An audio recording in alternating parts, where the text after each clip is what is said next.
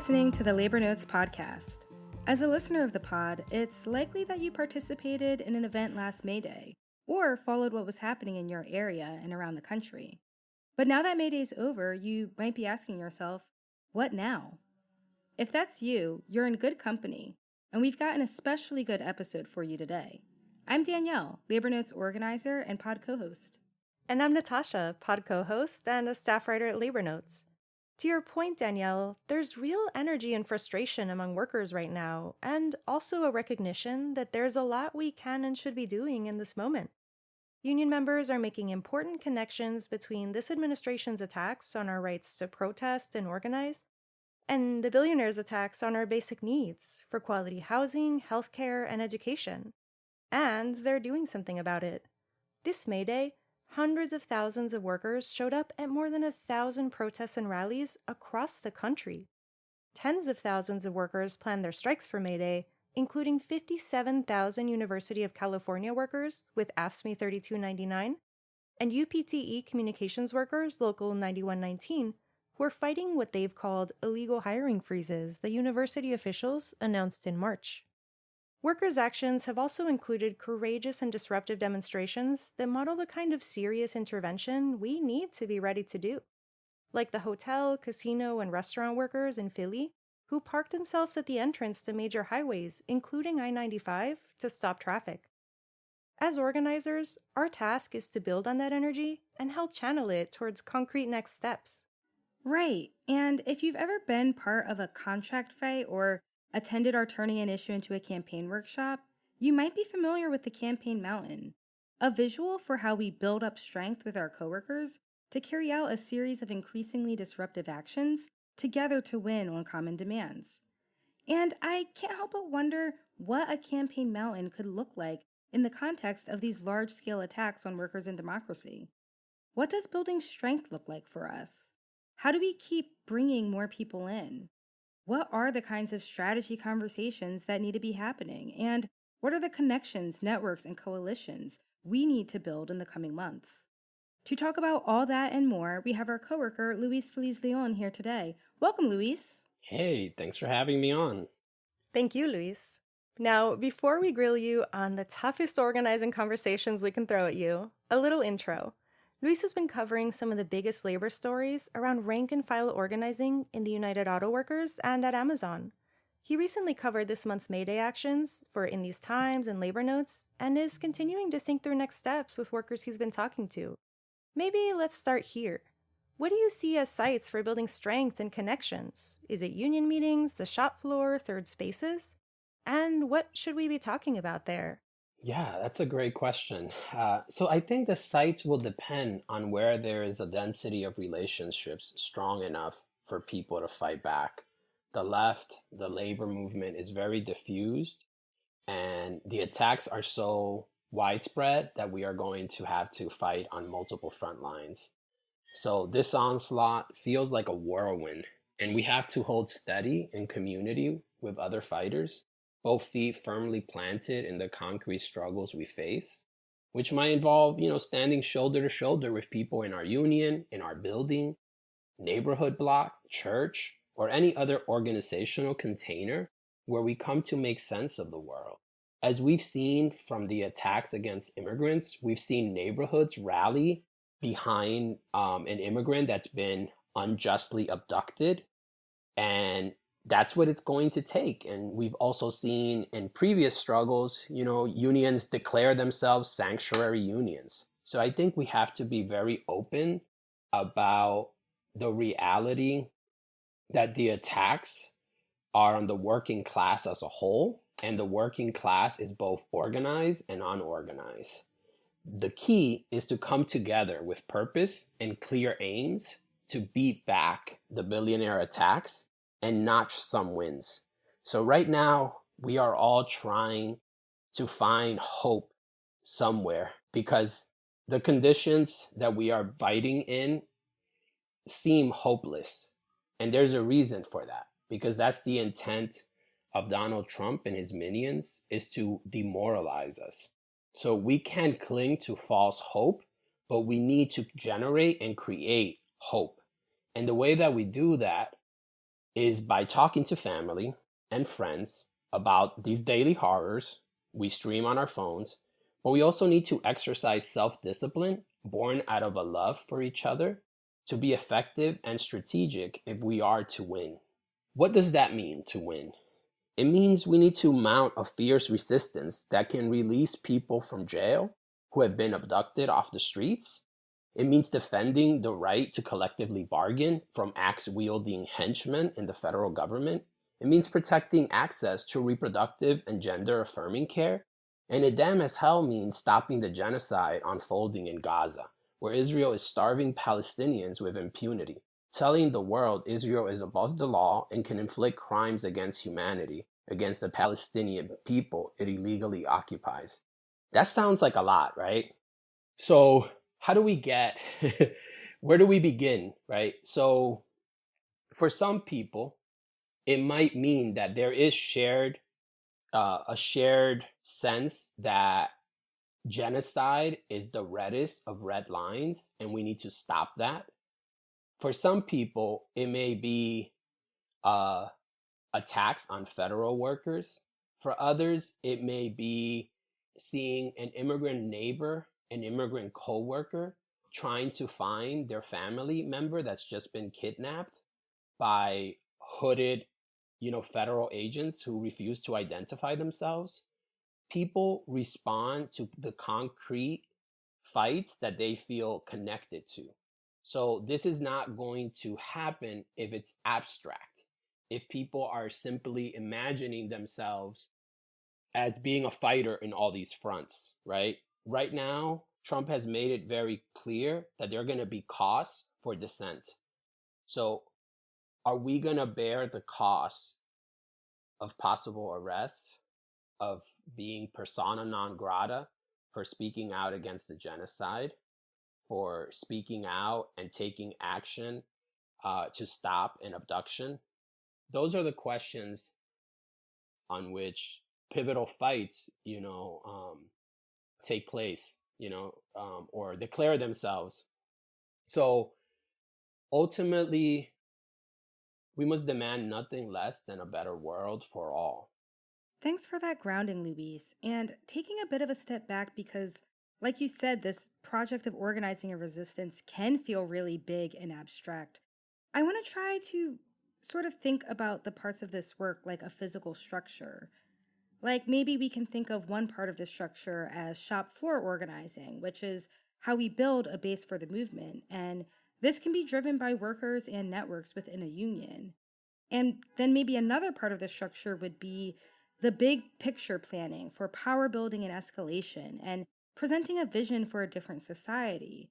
This kind of leadership can come from leaders of union locals bringing their members together, rank and file caucuses and groups like the Federal Unionist Network, and other reform leaders who came to their position on a platform of member democracy and union militancy.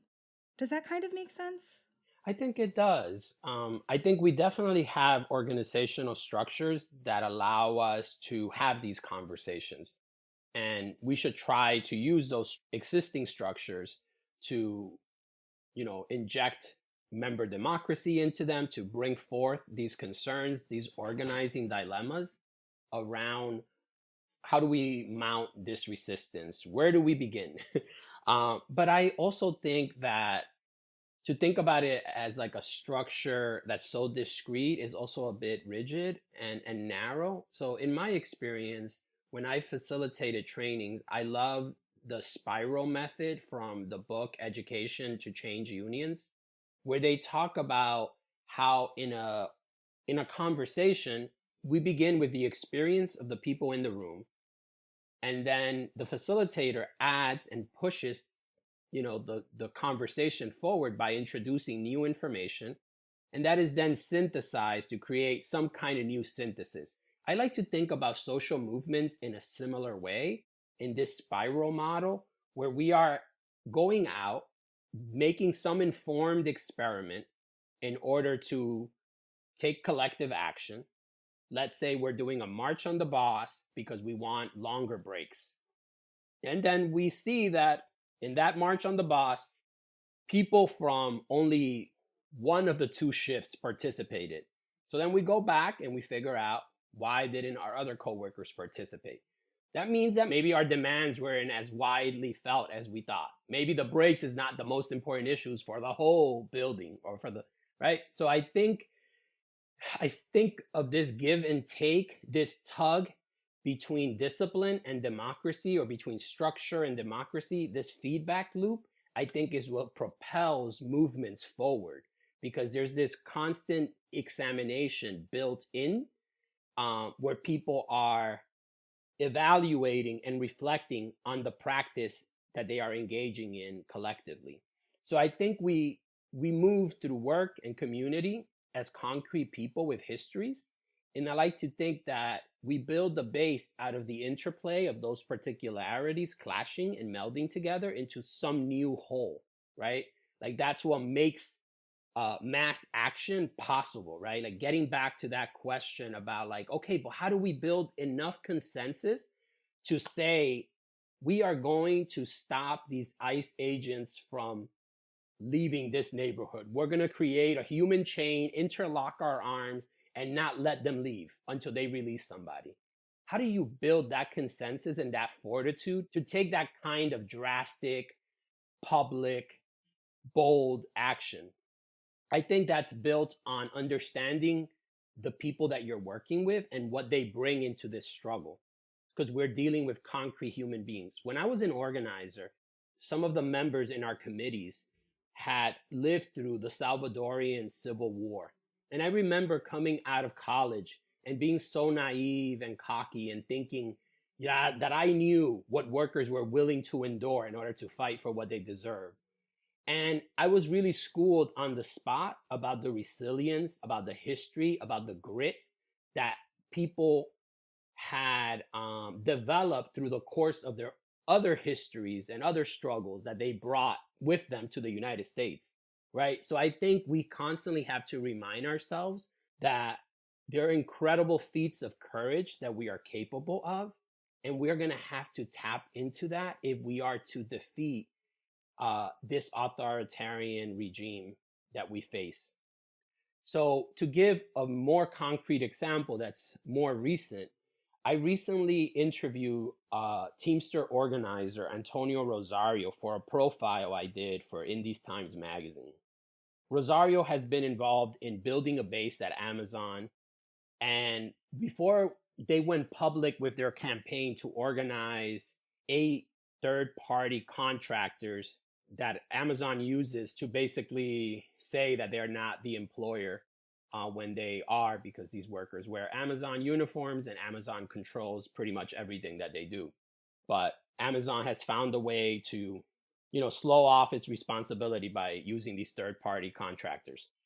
So in order to bring these workers together, Rosario, did a barbecue, and him and his mom roasted a pig. His mom seasoned it the night before, and this was the first time that workers were coming together. Rosario was bringing his family, they were bringing, their families, and it was a useful reminder that for the workers that Rosario was organizing with, they were very much like people like him that had an education in the School of Hard Knocks growing up in East New York, and they were not cardboard workers, but very specific workers with cultural traditions and struggles that help bind them to each other. So this moment, this celebration, which is very common in the Caribbean and among Puerto Rican people, for any occasion that is celebratory, you roast a pig, right? So here they brought that into the organizing, and it kind of built the bonds that you need to withstand, the winter during a strike, when Amazon literally flooded the sidewalk, and workers were out there unsure of whether this strike was going to be the end all and be all that was going to get them their union. It wasn't. But because of those relationships, they were able to withstand what the company threw at them, right? So it's important to kind of think about that, like us as people in relationship with one another, because we rarely get to experience each other as people. Base building must begin with getting in touch with the humanity we each possess, and how that comes through when dealing with concrete, messy people. In this story of Antonio Rosario, one of the workers that he had formed a bond ended up crossing the picket line, right? For many of our listeners that are in unions, they know that that's like worse than sin, right? You don't cross a picket line. But if in a context of union organizing where there isn't like a trade union consciousness yet, right? People are just trying to figure out like what is even a union, right? Like given how low union density is, even in a place like New York, most people have no experience of what it's like to be in a union, right? So when you're dealing with people in a new organizing context, messy shit like that happens. People cross the line, right? And we sometimes don't tell those stories. So I'm a big advocate of not romanticizing workers and not romanticizing the shop floor too much either, right? Like for an Amazon driver, they're in a van delivering packages 12 hours a day. They load up, maybe they say hi to the person that's in the garage where they're loading up their vans, but it's a very solitary experience, right? And that's the experience of work in America. It's one of solitude. It's one of alienation. It's one of being beaten down and not knowing where to turn because there's no one there, or you're felt to believe that there's no one there to have your back. So we need to rebuild this sense of collectivity, that we are part of collectives, that we are part of neighborhoods, that we are part of school communities. And a labor union is one of those places, but not the only one. But yes, we must begin at the workplace. And there's a reason why. And the reason why is because workers have structural power. And what bosses care about, in the private sector especially, is their ability to generate profits. And if we want to hammer their profits, we need to use our power at the point of production to say no. Today is not going to be a profitable day for you, sir. I disobey. I'm not going to be the cog that I'm usually 7 days a week, right? So I think that power of withdrawing our labor, I think is really important.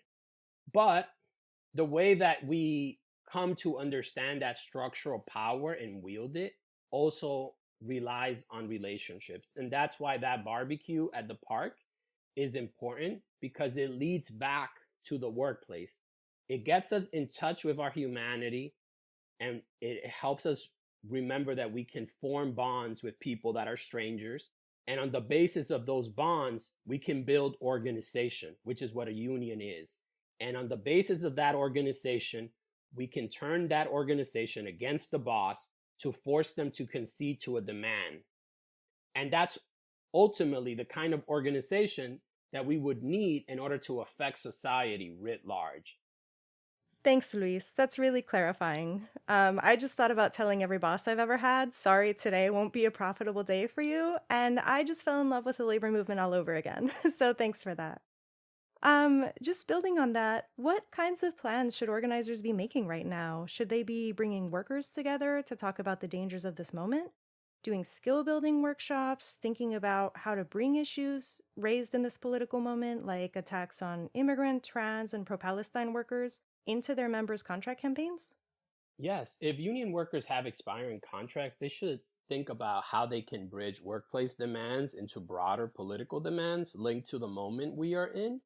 We saw that with the University of California system unfair labor practice strike over May Day. Members of UPT and AFSCME struck over the UC system unilaterally imposing a hiring freeze. That's great where that's possible. But I want to also suggest that we must go beyond the parameters of bread and butter trade unionism. Unions are very stodgy organizations, but there are particular moments where they can be roost into bold political actions, as we saw in the 1930s and the 1960s. Unions should be thinking about preparing for a political strike, as the United Auto Workers have indicated for May Day 2028 as part of their big three contract expirations, but perhaps even earlier than that. And the operative word there is preparing. I'm not calling for a general strike, unfortunately. I don't have the power to do that. I'm not an elected union officer. I am a rank and file member of the National Writers Union, but I do think strikes require organization, they require preparation. And I think that this is a moment where we should all be thinking about how we become ungovernable, unmanageable in a societal wide sense. So for unions that might be intimidated by that or scared by that, because it would necessarily involve losing some control. It would necessarily require loosening the reins. The key test will be whether rank and file workers can push sympathetic leaders to harness the organizational network developed through the May Day Strong Coalition into a lasting organizational fight back movement that can lead a coordinated oppositional bloc, right? So over the May Day holiday, the May Day Strong Coalition did a small structure test where they tried to see how the coalitions they were building with labor and community could be activated to take action nationwide. Over 1,000 May Day events took place, and some of those included the civil disobedience action that Natasha referenced earlier in Philly, and the strikes that happened in California, and then there were a bunch of rallies, right? And that was a small test to see, what do we have the capacity to execute based on our level of organization? So we need to continue doing that. We need to continue assessing our power. And as we assess our power, we need to think about, where does it make sense for us to escalate? So if you are a union in Kentucky, in Louisville, and you brought 5 of your coworkers to a rally, and they were excited and motivated to keep, fighting for more, and they ask, what's next? It's your task to help those workers think through a plan to continue engaging and to continue assessing the kind of power that they can build locally, right? So Labor Notes will be putting out some materials to help people do that, and stay tuned for that. But for now, we know that a few national union leaders are stepping up to the plate, and that is not where things should stop, right? Rank and file members can turbocharge those efforts by bringing workers together in cross-union spaces to think strategically about assessing their power and going after targets that will disrupt business as usual. In this moment of rising authoritarianism, it may be comforting to think, you know what? Let's let the people at the top of the hierarchy of our union call the shots. They have the time, and we elected them to make those decisions. And there's some truth to that. Unions are very democratic spaces, or one of the most democratic spaces that we have in this country, because where members can directly elect their presidents, that is something vital and worth celebrating. But it's also important for us to experience ourselves as subjects who can meaningfully decide things that matter. Like, how do we fight back against Trump's attacks, right? Like, that's not a question that is the preserve of elected leaders. Rank and file members have insights into how that strategy is outlined and how that strategy is carried out. So that is very important in this moment, for us to keep the flame of rank and file democracy alive. So we need massive civil disobedience, wildcat strikes, in order to create chaos equal in scope to what Trump and his minions are inflicting on the working class right now. So thinking of those big things that I just said, based on conversations that I'm having with union members across the country, this is not something I made up, to sound radical and edgy on this podcast.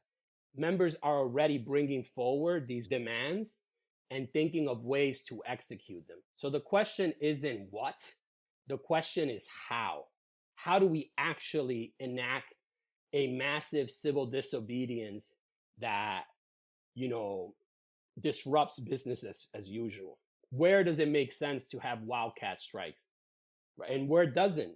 Where doesn't it make sense? For example, if you're a federal worker and Trump is trying to eliminate your union, guess what? Maybe that might not be the best idea for you to, pursue that strategy. But in other places, it might be. The question is that in order to figure out the how, we need to come together with our coworkers. And instead of looking up to union leadership, we need to look to the right to the left, to our coworkers, as the agents that are going to make this vision possible. It's going to take massive numbers of people. So no leader is going to snap their fingers and make this happen. So that's why we need to get out there talking to folks. I'm going to keep saying this till I'm blue in the face, even though my camera is turned off. And I'm brown, so you really can't see the blue. But that's how we draw them down to a standoff, right? If not an outright defeat. Authoritarianism is already here. Now we must defeat it. Thanks, Luis. Well, that's all we've got for you this week, but it's not the end of our conversation with Luis. Can you believe we weren't able to fit all of What's Next Beyond May Day in just one episode? We'll have part 2 of the conversation for you next week at our usual early Friday morning drop. In the meantime, consider supporting our work. It's fundraiser month at Labor Notes, which means your contributions can go twice as far if you donate now, thanks to a group of Labor Notes supporters who are ready to match your support up to $11,500. Regular donations are how we sustain this work, the reporting, the workshops, the conferences, and even this podcast. Become a monthly donor or make a one-time donation at labornotes.org/donate. We also have a couple upcoming workshops, including one on running for union office this coming Monday, May 19th, and a special session of What to Do When the Union Breaks Your Heart for educators on Tuesday, May 20th. And our next Stewards workshop on the topic of thinking like an organizer will be on Wednesday, May 28th. You can sign up at labornotes.org/events, where you'll also see that we have an in-person troublemaker school in the Bay Area coming up in June. And if you're a K-12 educator, consider coming to the UCOR conference in July. Please rate us or leave us a review on Apple or Spotify. If you're listening to us on Podbean at labornotespodcast.podbean.com, download our episode. The Labor Notes podcast is produced by Daniel Smith, Sindhu Sundar, and myself. Our title music was written and performed by Labor Notes Labor Climate Organizer, Keith Brower Brown. See you next week. Solidarity, y'all.